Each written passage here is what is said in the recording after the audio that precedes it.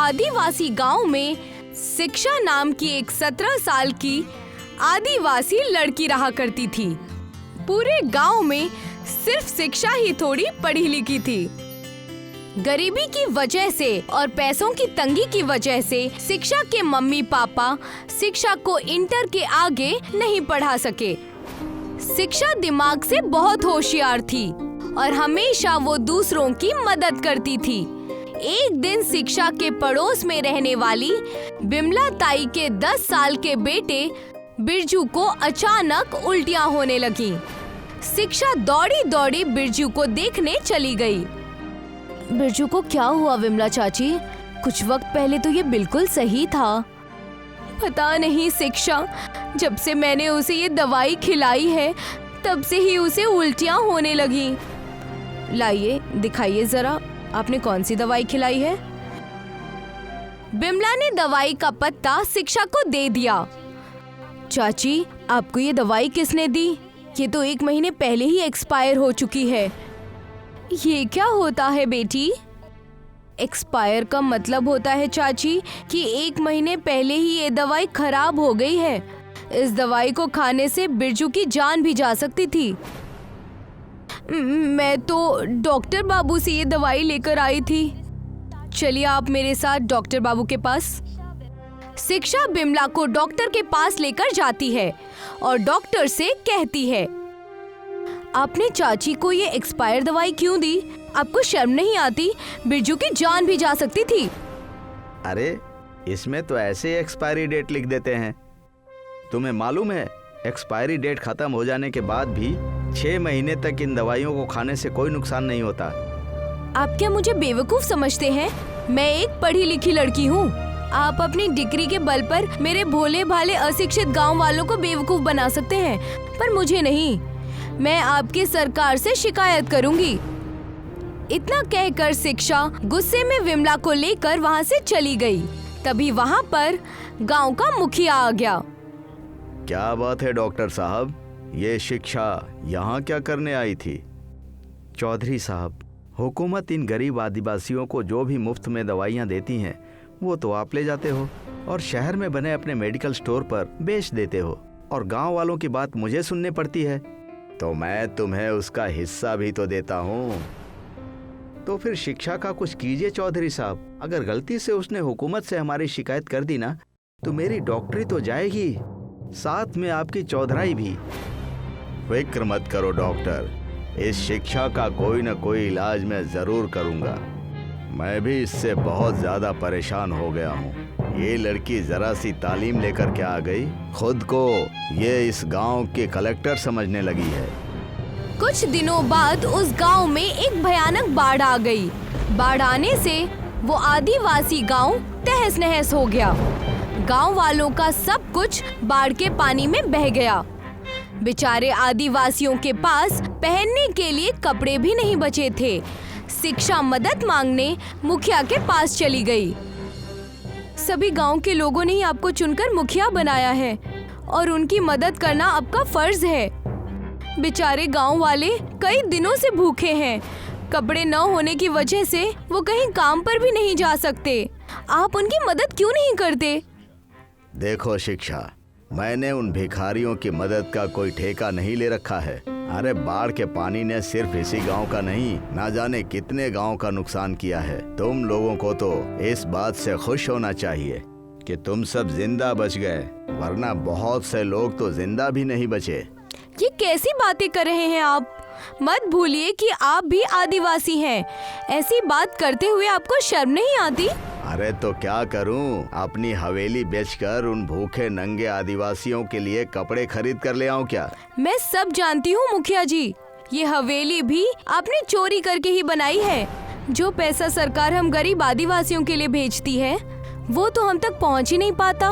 उसे तो आपके जैसे मुखिया ही खा जाते हैं और डकार भी नहीं लेते।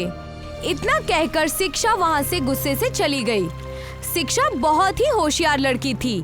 गांव वालों की दुर्दशा उसे देखी नहीं जा रही थी।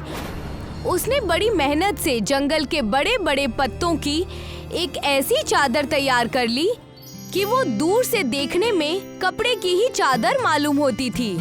कुछ ही वक्त बाद आदिवासी गांव के सारे लोग शिक्षा की बनाई हुई पत्तों की चादर को ओढ़ने लगे। औरतें और आदमी काम पर जाने लगे। उनकी जिंदगी अपनी पटरी पर वापस लौटने लगी। लेकिन ये बात मुखिया को बिल्कुल पसंद नहीं आई। इस शिक्षा ने तो मेरे सारे प्लान पर पानी फेर दिया। मैंने सोचा था कि कुछ वक्त के बाद ये भूखे और नंगे आदिवासी बिना कपड़ों के ही मर जाएंगे और मैं इनकी सारी जमीन बेच दूंगा। मैंने तो आपसे पहले ही कहा था कि इस लड़की का कुछ कीजिए। तुम एक डॉक्टर हो, तुम चाहो तो बहुत कुछ कर सकते हो।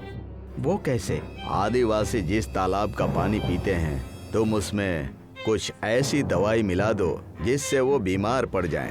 मैं सारा इल्जाम शिक्षा पर डाल दूंगा, मगर ऐसे तो सिर्फ शिक्षा ही फंसेगी। आदिवासियों को कैसे बाहर निकालोगे? एक बार इस शिक्षा का इलाज हो जाए, उसके बाद उन आदिवासियों को बाहर निकालना कोई मुश्किल नहीं है। अचानक मुखिया की आंखों में धूर्तता चमक आई। मुखिया के कहने पर डॉक्टर ने ऐसा ही किया।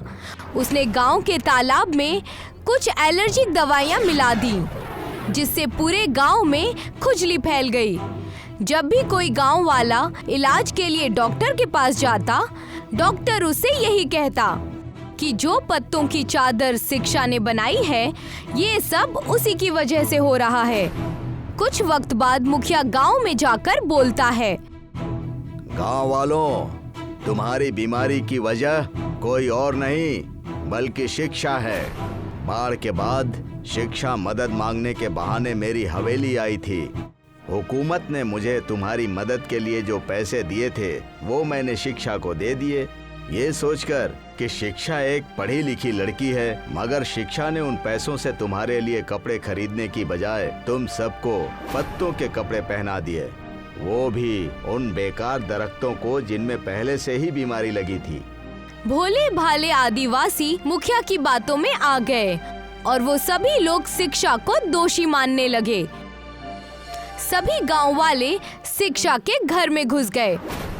तभी गांव का मुखिया बोला, मैंने पुलिस को यहाँ बुला लिया है। तुम सब उसके खिलाफ गवाही पुलिस को दे देना। पुलिस उसको गिरफ्तार कर लेगी और वो सारी जिंदगी जेल में काटेगी। इंस्पेक्टर कदम ने शिक्षा को गिरफ्तार करके थाने में बंद कर दिया। मुखिया मुस्कुराता हुआ शिक्षा से बोला, देखा हमसे टकराने का अंजाम? तुझे बड़ा मजा आता था ना उन भूखे नंगे आदिवासियों की मदद करने में? अब सड़ती रह सारी जिंदगी इस जेल में। इतना कहकर मुखिया वहाँ से चला गया। इंस्पेक्टर कदम लॉकअप में बंद शिक्षा की ओर देखकर बोला, क्या जरूरत थी तुझे ये सब करने की? चौधरी साहब ने तुझ पर भरोसा करके तुझे पैसे दिए और तूने वो सारे पैसे हड़प लिए। सीधी तरह से बता दे कि वो पैसे तूने कहाँ रखे हैं। मेरी बात पर यकीन कीजिए, मुखिया झूठ बोल रहा है। मेरा सिर्फ इतना ही दोष है कि मैंने गांव वालों की मदद की है और यही बात मुखिया को पसंद नहीं आई, क्योंकि मुखिया सारे गांव की जमीन हड़पना चाहता है। शिक्षा बेबसी से रोने लगी। शिक्षा के आंसू देखकर इंस्पेक्टर कदम को उन आंसुओं में सच्चाई नजर आने लगी कि तभी वहां पर गांव की आदिवासी औरत आ गई। शिक्षा सही कह रही है इंस्पेक्टर साहब, डॉक्टर और मुखिया दोनों मिले हुए हैं। मैंने अपनी आंखों से डॉक्टर बाबू को गांव के तालाब में कुछ मिलाते हुए देखा है। उसके बाद से ही ये खुजली की बीमारी फैली है। अरे सरकार को तो शिक्षा को इनाम देना चाहिए। इसने अपने तेज दिमाग से पत्तों की एक ऐसी चादर बना दी जो बिल्कुल कपड़े की तरह मालूम होती है। लेकिन ये हमारे देश की बदकिस्मती है कि हमारे देश के होशियार बच्चों को इनाम नहीं बल्कि सजा मिलती है। अरे वो डॉक्टर तो खुद खराब दवाइयाँ गाँव वालों को देता है। तो ठीक है, तुम्हारे कहने पर मैं एक बार चौधरी और डॉक्टर से पूछताछ करके इस मामले की तहकीकात करूंगा। इतना कहकर इंस्पेक्टर कदम मुखिया के घर पर चला गया। मगर जैसे ही इंस्पेक्टर कदम ने मुखिया के घर पर कदम रखा, उसने देखा कि मुखिया और डॉक्टर दोनों मिलकर आदिवासियों और शिक्षा का मजाक उड़ा रहे हैं। इंस्पेक्टर कदम ने चुपके से उनकी सारी बातें सुन ली। वाकई चौधरी साहब, क्या दिमाग पाया है आपने? कितनी आसानी से आपने शिक्षा को फंसा दिया। बेचारी शिक्षा ने गांव वालों की मदद की और गांव वालों ने उसके ही खिलाफ गवाही भी दी।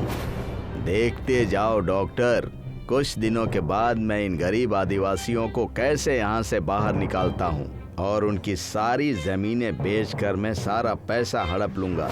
उसके बाद हम दोनों की सारी जिंदगी ऐशो आराम से गुजरेगी। तभी इंस्पेक्टर कदम गुस्से से उन दोनों के सामने आकर खड़ा हो गया। इंस्पेक्टर कदम ने मुखिया और डॉक्टर को गिरफ्तार कर लिया। इंस्पेक्टर कदम ने बकायदा एक प्रेस कॉन्फ्रेंस बुलाकर मुखिया और डॉक्टर की करतूत सारे देश को बताई और शिक्षा की होशियारी से बनाई हुई पत्ते की चादर की तारीफ सारे देश के सामने की। कुछ ही वक्त में शिक्षा की बनाई हुई पत्तों की चादर पूरे देश में मशहूर हो गई।